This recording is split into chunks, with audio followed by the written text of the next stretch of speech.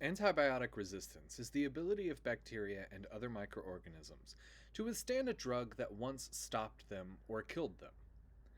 There are, in fact, four main types of antibiotic resistance, including the ability to limit the uptake of a drug, changing the target of a drug, inactivation of that drug, or active efflux, which is flowing out of that drug. Limiting the uptake of a drug is caused by the structure and function of the lipopolysaccharide layer in gram negative bacteria. This is a barrier to certain molecules, which gives gram negatives bacteria resistance to certain drugs.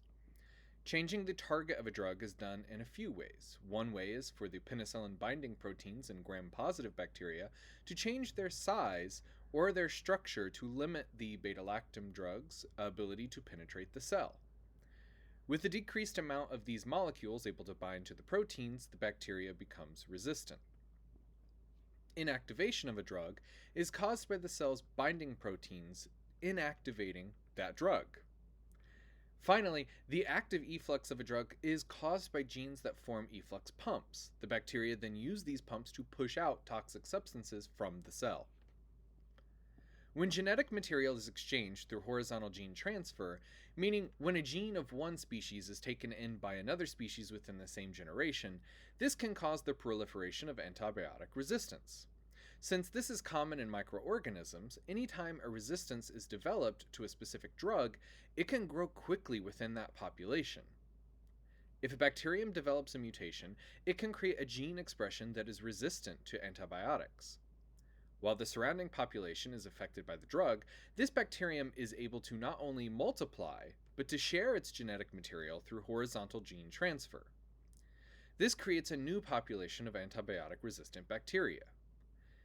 In American agriculture, concentrated animal feeding operations have been used to group animals together, cut down on costs, and increase production.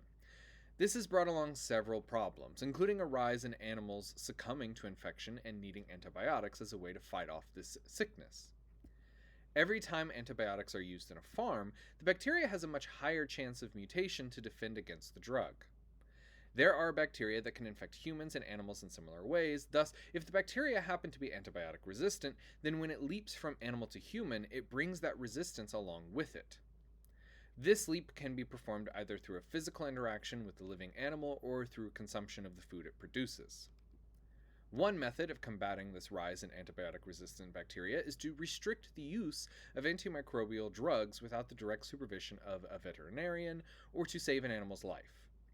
This can be done through either the complete restriction of antibiotics or through reducing the use of antibiotics in healthy animals to only when a disease is present within that same community.